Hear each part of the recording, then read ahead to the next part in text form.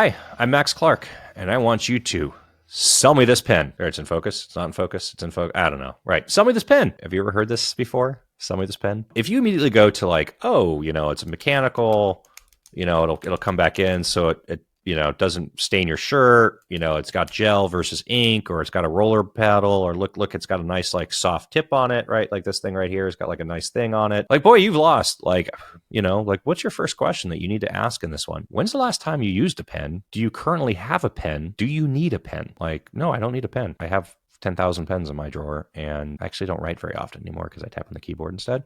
Right? Not a customer to buy a pen, not a prospect. This is a parallel that I see almost every day with tech. And we shove things at buyers. We shove acronyms at them, right? We shove SD-WAN, SSE, SASE, RBI, CASB, SWG, ZTNA. Like the list goes on and on and on. And then we create more acronyms. Now everything has to be as a service because that's the marketing terminology that goes with it, right? So we have desktop as a service, UCaaS, CCaaS, SecAS. Oh, that's my favorite one.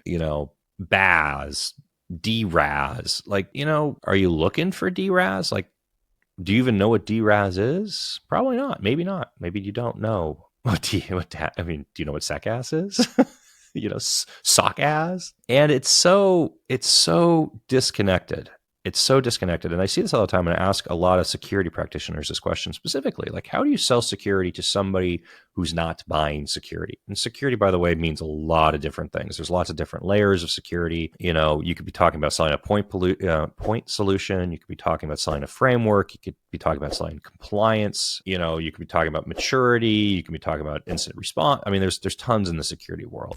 But I've been asking this for over a decade. Like, how do you sell security to somebody who's not buying security? And along the way, I still haven't answered this question, by the way. So if you've got a good answer for it, please tell me your secret. Like, comment below, send me an email, call me. Like, I want to hear your secret. But really, the only thing I've really figured out with this so far is you need to be solving a pain point or meeting an objective, right?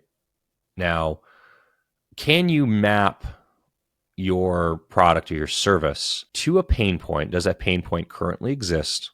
Or can you map it to an objective that needs to be met as well? And maybe you have a supply chain requirement now that's coming up, right? So CMMC, if it's in manufacturing, media entertainment has TPN. If you're in different advertising like segments, right? Maybe you want access to data from Facebook or Comcast or a large media organization, right? They're going to have specific requirements for you. Maybe you're a SaaS company and you want to be SOC 2 compliant because that's going to help you sell into the enterprise. So if you're selling compliance, there's a specific need. Like, hey, we have to get compliant because we have to be compliant in order to do what? To generate revenue, right? So like, what's the actual chain of events that happen there?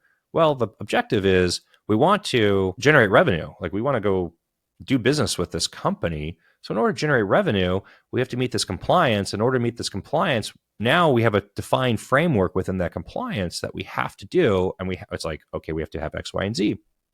What else are we seeing in insurance right now? Insurance carriers are getting smart. They don't want to pay out insurance policies. Insurance companies make money when they don't pay you. Like, might be ruffling some feathers here, but let's be real. Everybody, you would like honestly, you pay the insurance company. The insurance company assigns a risk value to you. Based on that risk value, they're going to either offer you insurance or adjust your premium rates, right? So maybe if you don't meet the risk profile, like if you're in Malibu in the hillside with like nothing but brush around you, the risk for fire insurance is really high.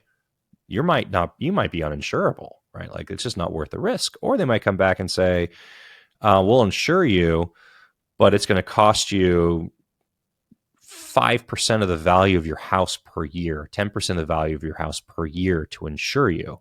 And I mean, that's not affordable for you, right? Like, you don't want to spend that kind of money.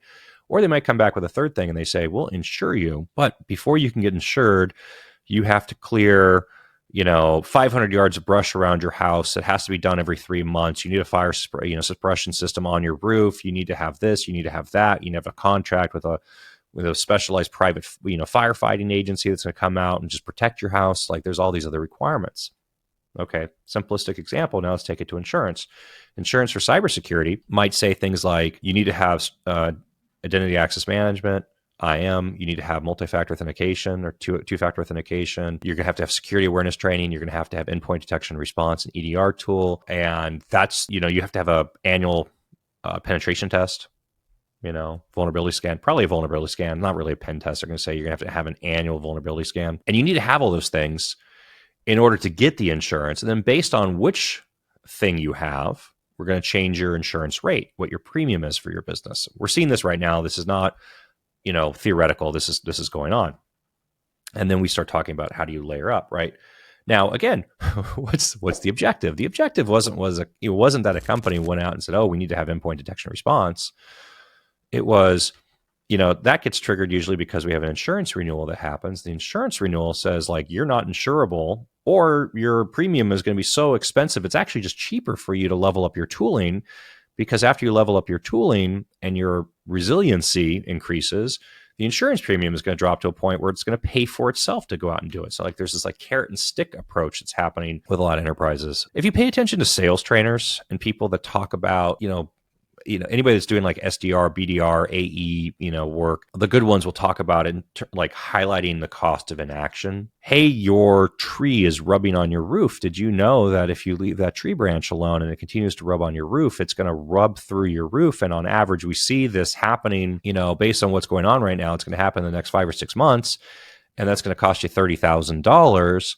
Or I can have my crew here tomorrow with a ladder, and for $500, we can cut these branches down and you don't have to worry about your roof, going away, right? So what is the potential pain or cost of inaction that you're trying to achieve? This gets really hard in the cybersecurity world because we don't talk about it in that language. And we have these reports that get published that are really scary. Verizon publishes the data breach investigation report. By the way, DBIR is just probably the biggest name in that space, but all the security companies are publishing their version of these research. And it talks about dwell time, breach, source of breach, aggregated across a lot of stuff. And, the scary things within that become what percentage of I'm not going to tell you the stat. Just go look it up. Because if I tell it to you, and it's the numbers are so high, you're not going to believe me. And or by the way, go ahead and comment below. What's the stat, right? The percentage of companies that are going to experience a cyber incident on each year equals X percent, right? Like it's just a thing. What percentage of those what's the average cost per cyber event, and what percentage of those companies are going to go out of business as a result of it? By the way, the going out of business, I think a lot of people still kind of associate it as like a one-to-one, like it's a direct thing. Like, oh, I had ransomware and it put me under. Usually what happens with the going out of business is it's a much more painful kind of like bleeding out, right? So you have however many days of interruption of your business. You just can't work. You can't produce product. You can't service your customers. So you have your loss of revenue. You have your direct cost because you're now still paying your employees. You're paying for your facilities. And then how many days of that can transpire before you can't pay your employees, you can't pay your facilities, goodwill that you lose? How long is before your customers start to find alternatives? The stickiness of an incumbent is really high. You probably, if you're in business, you understand this. It's hard to acquire a customer. It's easy to lose a customer. It's almost impossible to get them back. If enough time passes and your customers switch to other companies, other providers, it's hard to get them back. It's also hard to deal with issues if their data is leaked and you've got any sort of issues related to that. So, right, oh, you're a 10-person legal office. Like, we don't have anything of value. Yeah, you have your customers' intellectual property and confidential information that is going to be really bad if it gets out there, right? You got somebody going through a merger acquisition, M&A, right? Trying to sell their business, dealing with, whatever it is, right? You have stuff that's valuable. I don't want to harp on this for too much. Circling all the way around, right? It's like, are you solving a pain point? Can you illuminate a pain point that maybe they're not aware of? Can you provide information on the cost of inaction? Can you paint a picture of the future? Can you provide value across those different things at the same time? This is the approach that has to be taken here. And just understand also, if you're trying to sell like a product, in the market, they might not be a buyer. Maybe they don't have budget. Maybe they already have the solution. Maybe they don't think they need the solution, right? Like the pushiness that I'm seeing with a lot of these organizations, like, no, you can't incentivize them to buy your service because you're going to give them a free month worth of service. Like, it's not an approach that actually works in the real world. So if you think it's working and you're watching this and you're on the sales side, just like stop doing that, because that's not what's triggering your customer to buy from you, your prospect to buy from you. Do you understand what they're actually trying to do? Do you understand what their objective or pain point is? Can you help them get to that end point? Can you help them avoid a pitfall along the way? Can you highlight and illuminate the cost of inaction? Is that cost of inaction high enough that it'll actually motivate change, right? People respond to change based on pain.